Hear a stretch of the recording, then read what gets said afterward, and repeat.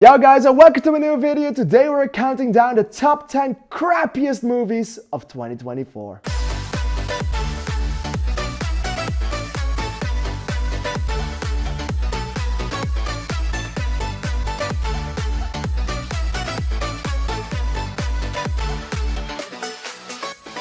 Alright, every year the universe grants us a lot of movies that are absolutely beautiful, mesmerizing, or insane on every kind of way, but the universe also gives us movies that are insane on another way. Like for every crown there is a piece of crap. Every king shits.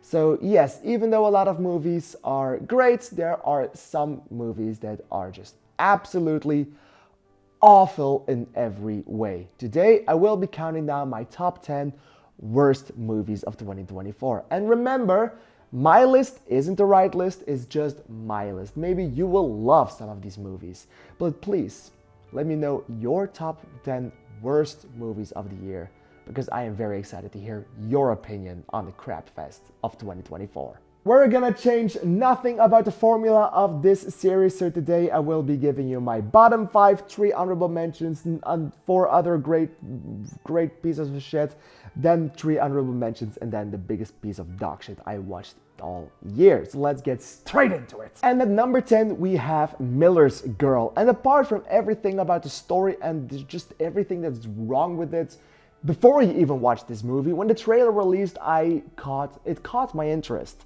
And when the actual reviews came in and I saw that Jenna Ortega did make a bad movie, I was heartbroken. But I thought, hey, it's Jenna Ortega and an erotic thriller again with fucking Bilbo Baggins. I just couldn't believe my eyes, and I wanted to see this for myself. I saw it, and I wanted to pinch my eyes out. It was bad, it was horrible, it was awful in ways I couldn't even imagine. Miller's Girl is just awful in every single way, and I didn't even think I was gonna like this movie, but I kinda hoped it because it was Jenna Ortega. And I love Jenna Ortega. And on number 9, I have Kraven the Hunter. The trailers looked good. The trailers looked quite good, actually. But then the movie came out, I was just bored out of my mind. The CGI was awful. The rhino was interesting, but whatever they did with the villains and all the villains is just insane to me. And I can't imagine they get this any further way. So I am quite happy that they decided to just stop with this ass of a franchise. My cats are fighting, just like Kraven fought. I have to say, I speak Dutch, so of course I'm gonna watch a lot of movies where the language being spoken is Dutch. And this year I have watched multiple Dutch movies, and I do have to say that every year the Dutch make such monstrosities that they make it into my list, and this movie also made it into my list. Llamas. Llamas is an influencer flick, I call it, because it has no actors, it only has influencers and a legitimate porn star. I'm not even kidding. So there's that. And they went on vacation and the acting is awful, and I thought like maybe it will be fun. It wasn't. It was just bad, and I didn't know there was an actual porn star in this movie, but when I saw this movie I thought like, she does this way too organized. And then I looked it up and I was right. Sometimes studios make movies to keep the rights to certain characters, and I definitely think that was the case with the next one. Megamind versus the Doom Syndicate was nothing like the first Megamind. It was awful in every way. It was just garbage. I can't even remember what it was like watching this.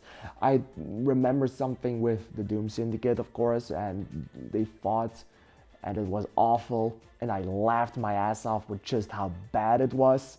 But I thought Megamind vs. the Doom Syndicate was just a big piece of animated dog shit. The animation was awful. And for number 6, I have another Dutch movie, which is Game On. And Game On is a movie where a game hall aliens / virus gets unleashed onto the world, and some other influencers, it's another influencer flick, have to save the world by going into games and doing the games for real, and there's a certain amount of chance of dying.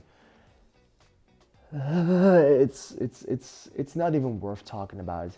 But before I give you my bottom 5, I also have some honorable mentions for movies that definitely deserve to be on the top 10 worst list, but just didn't make it because there were just some shittier ones. And the first one is The Crow. I haven't seen the original. I do know about the tragedy that happened behind the screens, behind the scenes of the original The Crow, and they decided to remake it, and they didn't even do the original any justice. It was awful, it was boring, it was very, very fucking dull. Despicable Me 4 was one of the most boring and annoying times I had in a movie theater in a long time, and I didn't even expect this movie to be good because I gave up on the Minion franchise a very long time ago, but I just also couldn't imagine that this movie would still exist and still almost make $1 billion at the box office. It was, I can't remember anything from this movie. It was just so dull. Hey, I never liked spiders and I have severe arachnophobia, but Sting, my god, I wanted to punch my eyeballs, and not because I was scared, it's because I was bored. Whatever they did with this movie, with the premise, it could have been very good, but they chose to make the most generic, boring, dull-ass movie they could possibly make, and it's just not good in anyway. At number 5, we have another SpongeBob SquarePants movie, and this movie leaked onto the internet a few months in advance, I think even last year, in 2023 I mean, and that's just saying something. People were saying it was awful back then, now it was released on Netflix, and I can definitely say it is awful right now. SpongeBob SquarePants, Saving Bikini Bottom, the Sandy Cheeks movie is as awful as it gets. Even more dull animation, even more dull story. It just doesn't hold up to anything that once stood for SpongeBob SquarePants. It's very, very bad, and as a lifelong fan of the SpongeBob SquarePants franchise, I have to say that this movie is utter garbage. And yes, I will be seated for the next SpongeBob movie. And yes, I'm excited for that one. Mark Hamill is playing the Flying Dutchman.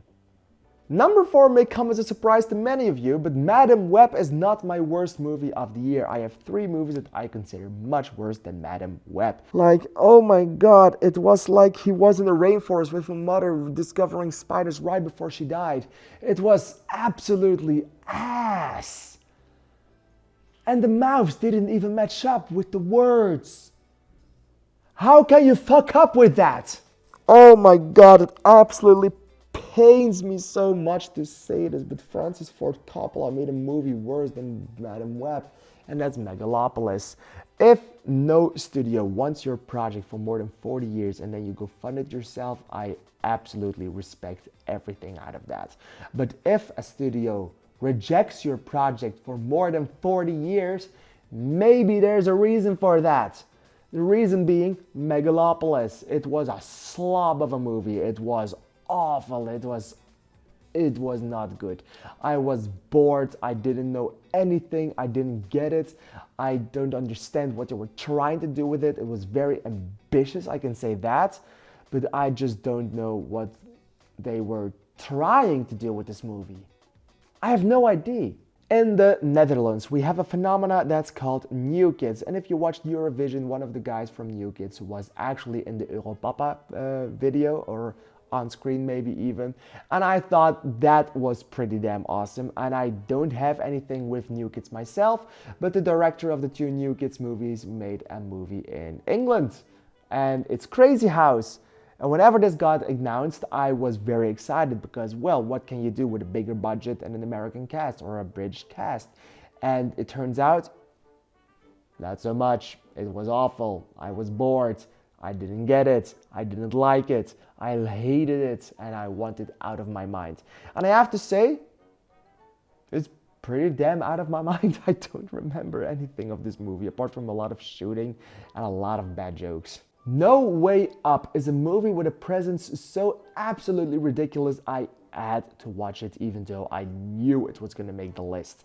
And No Way Up is just awful in every way, but it has fun while doing it. And the worst thing about this movie is that it doesn't ridicule itself enough. So there's this plane that crashes onto the sea and everyone isn't dead and some people are still alive. And then sharks attack. Night Swim was a movie I genuinely hoped would be a lot better than it was, but it's based on a short movie, and well, sometimes a short movie is a short for a reason. So they stretched the story so thin for this one that I was bored out of my skull. And I have to be honest, the next movie is on the honorable mention list because I didn't treat it fairly, and that was Borderlands. Borderlands is a movie. I don't like the games, I just think they are okay. I don't like the movie, it's awful. I slept through more than half of it, so actually I can't say anything about this movie, but the half that I saw was so incredibly bad and dull and bland that I just can't be bothered with turning it up again. But the number one worst movie of this year, and it pains my heart to say this, is Hellboy the Crooked Man. Whenever this movie got announced, I was very excited. I think it was in my anticipated list of the year even. And then it came out, and well, I have said it a lot because a lot of movies were just fucking boring this year. And this movie is definitely one of these examples. I couldn't follow the story because I was just so incredibly bored out of my skull. I know there is a certain amount of fandom for this character, but I just don't feel the appeal for Hellboy. Even the Guillermo del Toro movies aren't doing anything for me, but they are still masterpieces. When you consider the last two that they made, being Hellboy 2019 and this one, and I do have to say that I do think that Hellboy the Crooked Man is even worse than Hellboy 2019. It's just awful. Alright, I hope you enjoyed my crap 10. What's your crap 10? Please let me know in the comments down below because I'm really excited to hear your crappiest movies of the year list. And I'll see you in the next video. Thank you for watching. Thank you for tuning in. Tune in a few days to watch my 20 most anticipated movies of 2025. I will see you next week. Thank you. Bye bye.